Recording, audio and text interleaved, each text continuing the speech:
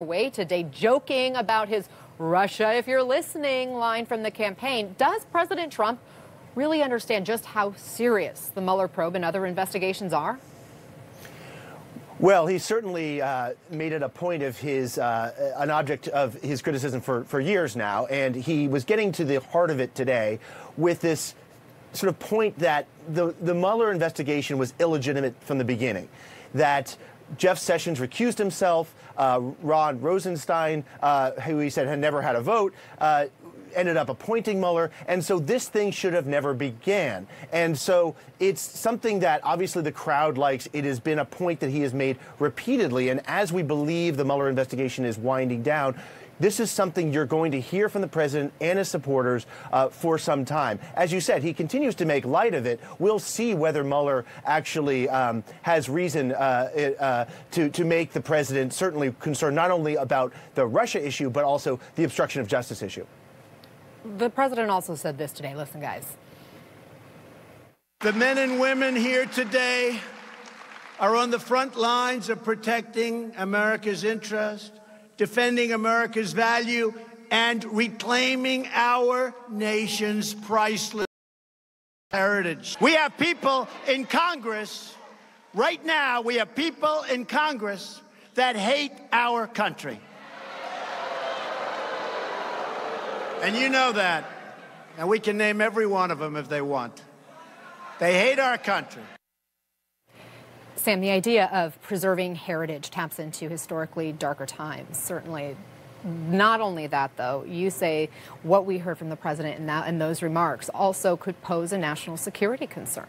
Well, his statement makes me sick. On a personal level, preserving our heritage, reclaiming our heritage, that sounds a lot like a certain leader that killed members of my family and about 6 million other Jews in the 1940s.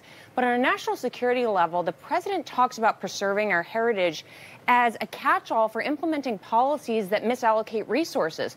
He pretends that there are massive flows of illegal immigrants coming over our borders and is spending billions of dollars on a border wall emergency instead of paying attention to real national security threats. He sounds a lot like despotic leaders that have talked about white heritage and white nationalism around the world and is putting resources in the wrong place and pretending that there are foreign people trying to influence our country in a way that just isn't accurate. Who does that speak to? It speaks to his base.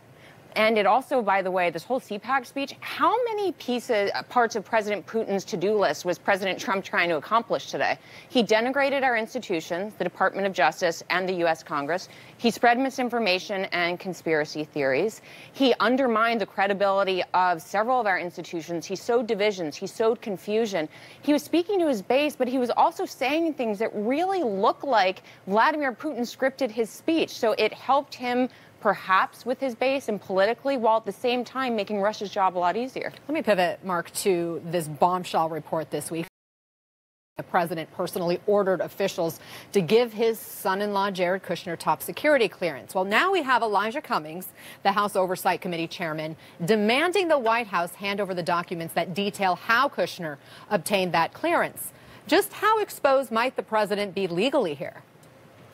Well, you see the dynamic of Congress has changed, that Cummings actually can order these documents. Whether the president, whether the White House will turn them over is another question, but they can keep these investigation going. As we reported, the president is legally able to do this. He could grant clearance to whomever he would like to, but the fact that they circumvented the process and over the objections of intelligence officials and concerns of senior staff, including John Kelly, Don McGahn, and let me add, lied about it when we asked them about it some months ago. So, whether there's legal exposure here is one question, but there is this lingering issue of why did people have so much concern about Jared Kushner's clearance, and why did the president feel compelled to overrule them?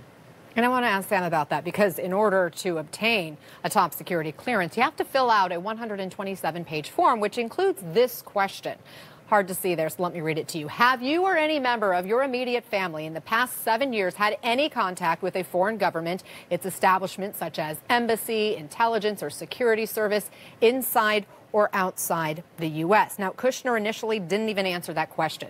He left off more than 100 contacts initially. He had to go and update his form that he filled out talking about these interactions that he had multiple times. Sam, what potential national security risk might there be? What reason for not giving him a top secret clearance can you see?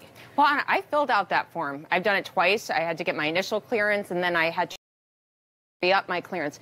It's a pain in the butt. You have to go back through your entire history and really think carefully about everyone you've had contact with, everyone you've had emails with that were not done on behalf of the U.S. government. That takes time and it takes thought. But if you're not going to spend that time of thought on a document related to counterintelligence concerns in the U.S. government, what are you doing?